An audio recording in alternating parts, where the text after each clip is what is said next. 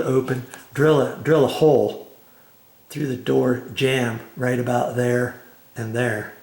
And then I would put in 2.5 inch or 3 inch wood screws and screw that right into the 2x4 that's behind this door jamb.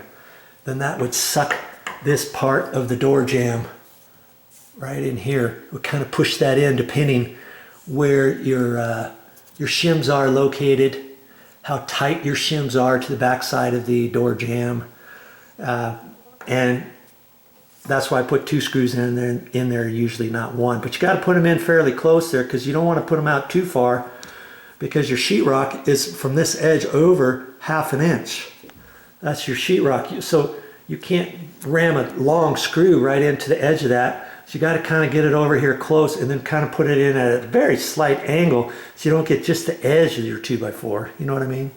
I can do that. Or there's another way I can do it. And I've done this before, and I've shown you on video before, but if you've never seen that video, if you can imagine, I take the whole door off, take the hinge pins out, take the door down, and then if I look at this, I can see that the one on the door is the one right here that sticks out there, there. So I got 3 fingers.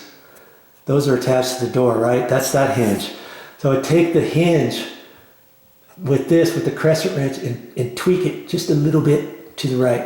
Take this one just a little bit to the right, just a little bit to the right. And if I do that, I do it just a little bit. Can you see how that, once I put it back on the hinge pin, on the hinge, put the hinge pin back down, that would take this door and push it over to the left just a little bit. I have to do that on all the hinges to get this pushed over. So I might even try that on this door too. Whatever I do, I'm gonna make a video of it, don't worry. And so see, lots of times if the door, let's go back to this door. If the door was just rubbing, let's say this door was just rubbing at the top and you looked over there and you saw that hinge was tight and everything, and lots of times that hinge may not be tight. Well, let's just show you real quick because I happen to be at this door. This is a door that goes into a little storage area where the air conditioner, the heater units are located. And they installed a fairly new water heater, which I'm quite pleased on. I think that's an 80-gallon or so, and they got it nicely strapped and everything. But anyways, they've got that in there. But I was looking at this door earlier, and I was closing it. I was like, oh, hey, it's rubbing at the top. See that? And see how tight it is right there? Right up to the edge, you can see how it's rubbing. And you can also see that at the top, you got a big gap up there. But before you start thinking this door is sagging, you look at that, you think, my word, what's going on here? See the big gap right there? Right there. The hinge is not attached to the door properly up there, and that's why it's sagging. See how this one looks tight? Look at that. That's the second hinge. There's the third one down. That one's tight. See? Right there. The bottom one's tight. So when I looked at that, I looked over here. Sure enough, look at that hinge. Hey, that screw right there is loose. There's only one screw holding this door up at the top. This bottom screw's missing, the top screw's missing. Look at the gap right there next to the door. That hinge is supposed to be up there tight. It's supposed to look like that. See? Look at that one.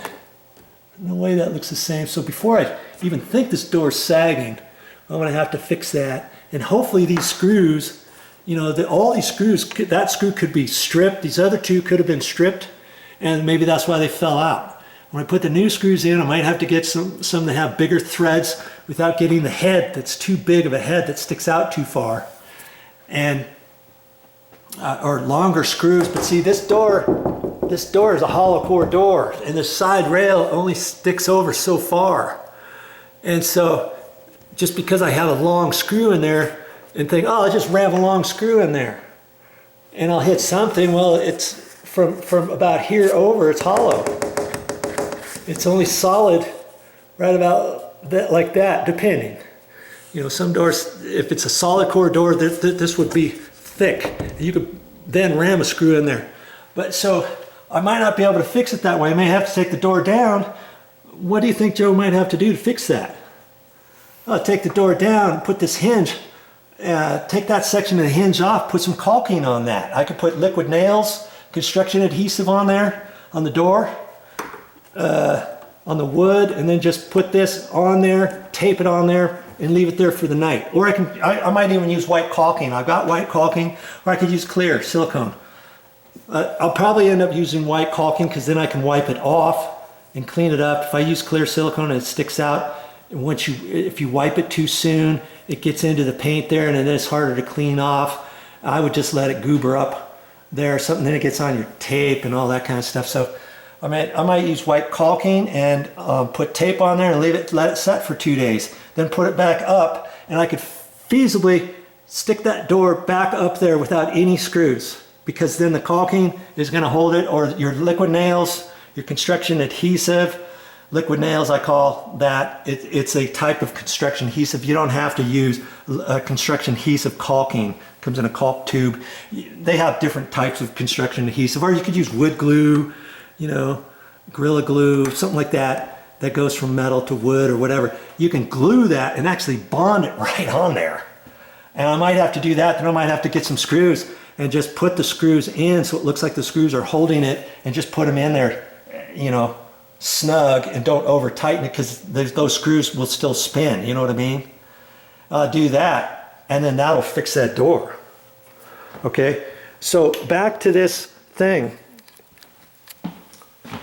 We were talking about these doors, and if you've got a door sagging. So if you got a door sagging and it's hitting the edge, don't make the assumption that all you have to do is fix it by sucking the hinge in over there. Make sure all these hinges are tight. Make sure the top ones are tight, and do that for the reasons why I just showed you on that door. But let's just talk. Let's just say this is a door that it's sagging. Okay, and you've already made the determination, and you looked at this, and you've seen the gap over here. You've seen the top gap is bigger right there than it is over here. It's tight there. It's got a loose gap over there, and you know that this door, if you just take this door and lift it up a little bit, if you take it and lift it up a little bit, that's going to raise that edge. Can you see it's going to raise that edge up this way, and it's going to move it away from the edge. Okay, so the 2 ways to fix it is you're going to take that hinge off, pre-drill 2 holes like I told you, and you only have to do that maybe on this one hinge. Drill a hole there, one up there. After you undo these 3 screws, prop it up, get this hinge pin plate out, swivel it over, drill 2 holes, 2.5 inch screws or 3 inch wood screws. Get the ones with the coarse threads, the bigger threads. Don't get the little small threads. Ram that in there, put the door back up there, and that could fix this door. Now let's say it doesn't fix that door. Now granted, this door is higher than most doors. Most doors are 6'8" tall. This one happens to be 8 feet tall, and there's 4 hinges on here. Most doors, you're only going to go 3 hinges, and on the top of the 3rd hinge, that's about where the top of the door is, about that much higher. Okay, and usually you can fix a sagging door by just moving 1 hinge. Usually it's just the top hinge. Okay, this particular door, because it's 8 foot tall, if you have that problem, you may have to try to suck that top hinge in, and then once you get that one, you may have to do the second hinge too. Okay, I'm just talking here, I'm just thinking out loud here. So if I have that issue, I'd probably suck this one over a little bit and try to suck this one over just a little bit more than that one, if that makes sense. Or you can try the other trick, not doing any screws at all. Taking this and getting your pliers, your like a crescent wrench, a small crescent wrench, and you keep watching my videos, and in fact, if I find a door like that in this house, I'll show you how to do it that way, and we'll see if we can fix it that way. Then you can tweak those hinge pin, not the hinge pins, but the knuckles, the ones that are attached to the door. You'll know that once you got to take this door down. Don't think you're going to do it in place by just taking the hinge pin out and bending those the knuckles over a little bit. There's no way you can do it. The trim is in your way. Okay, it's much easier to take the door down.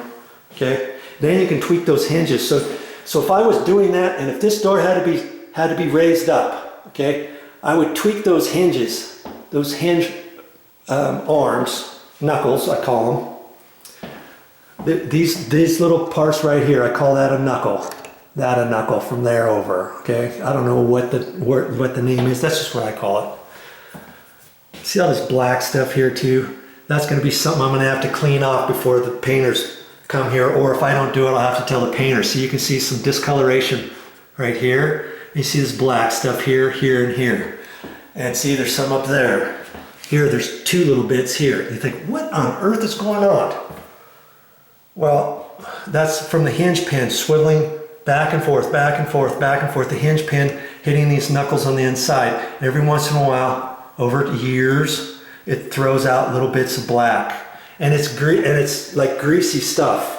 Not greasy, but once you try to clean it, that stuff runs down. If you got carpet, you want to make sure you protect the carpet, and you don't want to get stuff on there that runs all the way down, like silicone spray or WD-40 cleaning. I'm going to use liquid nails. I'm going to use my favorite cleaning product to clean that stuff off before the painters come. What do you suppose that is? You've been watching my videos, you know exactly what it is. It's called Simple Green. I'm going to end up doing that. I'm probably going to have to do that because if I tell the painters to do that, well, we didn't figure on doing that. I might not get that good of a cleaning job here, and if you don't, the next paint's not going to adhere too well on that. Okay, but back to what I was saying. For fixing this door, you bend the knuckles over just a little bit, and if you do it over, if you bend these knuckle pins this way just a little bit, you'll know what I'm talking about. Once you get the door down, you can see it in your mind that that's going to cause this door edge to go closer over this way by doing that. And you don't need to tweak them too much. You tweak them too much, then you have to rebend them back. So I do a little bit at a time. And what I may have to do for this door, if I had to fix this door this way, and if I tweak those hinges, I may have to install this door 3 different times, at least twice, maybe 3 times to get it exactly where I want it. But then I don't have to do anything. I don't have to try to screw the door jamb over and suck it over. Maybe I can't suck it over anymore. Maybe there's the shims on the back side are so tight that I can't push this section over.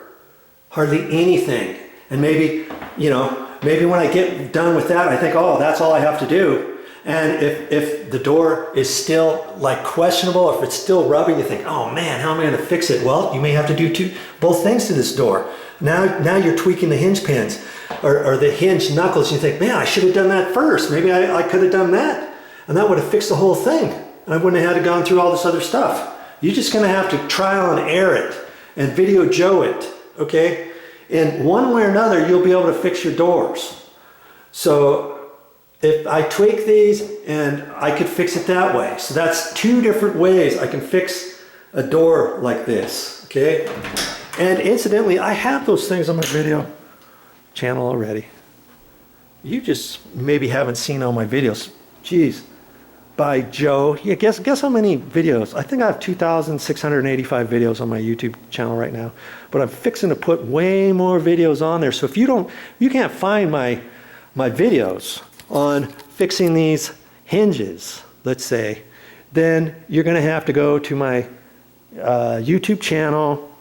Or if you can't find them on the YouTube channel, you may have to just know that these are coming up, and they're pretty close to this particular video where I'm talking. And lots of times you can go, here's another tip. When you're on my channel, once you get on anybody's channel, there should be a search box up towards the top of the actual channel that you're on. Don't just go to youtube.com and then put it in a search box, how to fix a sagging door, and think you're going to get my channel. You may not get my channel. You may have to go to VideoJoeKnows first.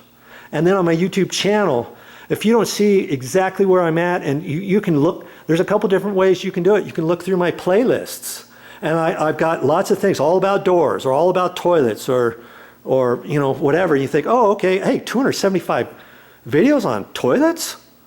toilet from hell or whatever I got written down for toilets are all about, you know, whatever I'm talking